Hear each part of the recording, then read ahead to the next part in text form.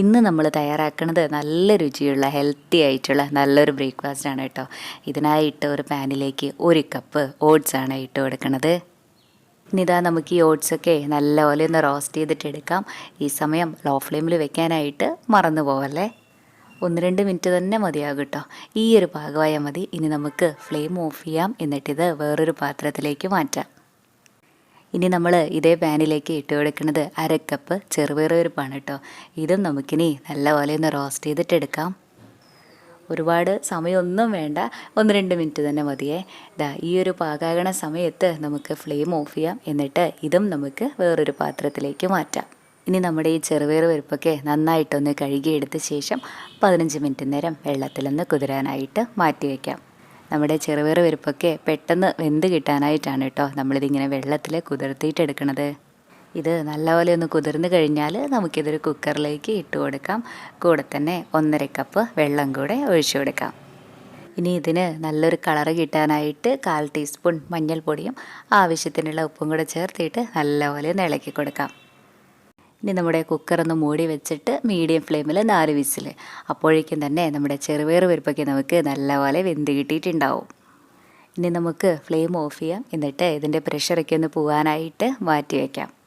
ഇതിൻ്റെ ചൂടൊക്കെ നല്ലപോലെ ഒന്ന് പോയി കഴിയണ സമയത്ത് കുക്കർ തുറന്നിട്ട് ഒരു തവി കൊണ്ട് നമ്മുടെ ചെറുപയറുപരിപ്പൊക്കെ നല്ലപോലെ ഒന്ന് ഉടച്ചു കൊടുക്കണേ. ഇനി ഇതും നമുക്ക് ഇവിടെ ഒന്ന് മാറ്റി വയ്ക്കാം. ഇനി അടുത്തതായിട്ട് നമ്മളൊരു കടായിലേക്ക് ഒഴിച്ചു കൊടുക്കുന്നത് 2 കപ്പ് വെള്ളമാണ് കേട്ടോ.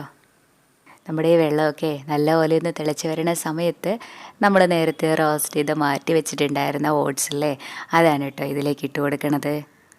നമ്മളിവിടെ തയ്യാറാക്കുന്നത് ഓട്സ് കൊണ്ടുള്ള പൊങ്കലാണ്. പൊതുവേ നമ്മളിൽ മിക്കവർക്കും തന്നെ ഓട്സൊക്കെ കഴിക്കാനായിട്ട് നല്ല മടിയായിരിക്കില്ലേ.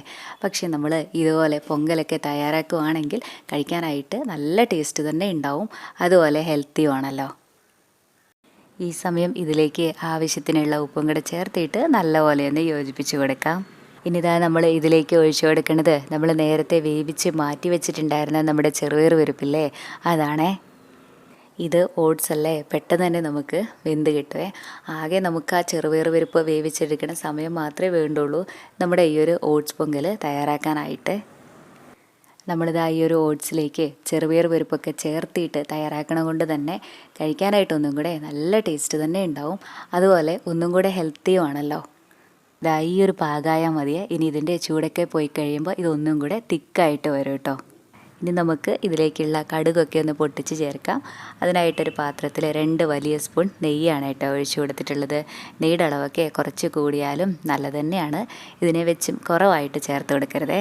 ഇനി നെയ്യൊക്കെ നന്നായിട്ടൊന്ന് ചൂടായി വരുന്ന സമയത്ത് 1/2 ടീസ്പൂൺ കടുകും 1/2 ടീസ്പൂൺ ജീരകവും, ജീരകത്തിൻ്റെ ടേസ്റ്റൊക്കെ നല്ല ഇഷ്ടമാണെങ്കിൽ കുറച്ച് കൂടുതലായിട്ട് ചേർത്തോളൂ. 1 ടീസ്പൂൺ ചതച്ചെടുത്തിട്ടുള്ള കുരുമുളകും, കുറച്ച് കറിവേപ്പിലയും, വറ്റൽമുളകും, നമ്മുടെ എരിവിന് ആവശ്യത്തിനുള്ള പച്ചമുളകും, കണ്ടോ ഇതുപോലെ ചെറുതായിട്ട് അരിഞ്ഞെടുത്തിട്ടുള്ള 1 ടീസ്പൂൺ ഇഞ്ചിയും കൂടെ ഇട്ട് കൊടുക്കാം. ഇനി നമ്മുടെ പൊങ്കൽ കഴിക്കണ സമയത്ത് ചെറുതായിട്ടൊന്ന് കടിക്കാൻ കിട്ടുന്നതിന് വേണ്ടിയിട്ട് കുറച്ച് കശുവണ്ടിയും കൂടെ ചേർക്കാം. കശുവണ്ടി ചേർക്കണമെന്ന് നിർബന്ധമൊന്നുമില്ല കേട്ടോ, കയ്യിലുണ്ടെങ്കിൽ മാത്രം ചേർത്തിയാൽ മതിയേ. ഇതെല്ലാം തന്നെ നന്നായിട്ടൊന്ന് റോസ്റ്റായി കഴിഞ്ഞാൽ ഇതിലേക്ക് 1/4 ടീസ്പൂൺ കായപ്പൊടിയും കൂടെ ചേർത്തിട്ട് നമുക്ക് ഫ്ലെയിം ഓഫ് ചെയ്യാം. ഇനി നമ്മൾ ഈ വറുത്തെടുത്തത് നമ്മുടെ ഈ ഒരു പൊങ്കലിലേക്ക് ചേർത്തിട്ട് നല്ലപോലെ ഒന്ന് യോജിപ്പിച്ച് കൊടുക്കാം. ഈ സമയം ഇതിലേക്ക് 1-2 ടീസ്പൂൺ നെയ്യും കൂടെ ചേർത്തിയാലും നല്ലത് തന്നെയാണ് കേട്ടോ. ഞാൻ പക്ഷേ ഇപ്പോൾ ചേർക്കണില്ല. ഇത്രേ ഉള്ളൂ നമ്മുടെ ഈ ഒരു ഓട്സ് പൊങ്കൽ. ഇത് നമ്മൾ ഓട്സ് കൊണ്ട് തയ്യാറാക്കിയതാണെന്ന് മനസ്സിലാവേ ഇല്ല കേട്ടോ. ഇത് കഴിക്കാനായിട്ടും നല്ല രുചിയാണേ. നമ്മളൊക്കെ കൂടുതലായിട്ടും ഓട്സ് കൊണ്ട് സ്മൂത്തിയോ അല്ലെങ്കിൽ ഓട്സ് കഞ്ഞിയോ ഒക്കെ അല്ലേ തയ്യാറാക്കാറ്. ഇതുവരെ ഇതുപോലെ ഓട്സ് കൊണ്ട് പൊങ്കൽ തയ്യാറാക്കി നോക്കിയിട്ടില്ലെങ്കിൽ ഒരു തവണയേലും ഇങ്ങനെയൊന്ന് ചെയ്ത് നോക്കണേ. എന്നിട്ട് അഭിപ്രായം പറയാനും മറക്കല്ലേ. താങ്ക്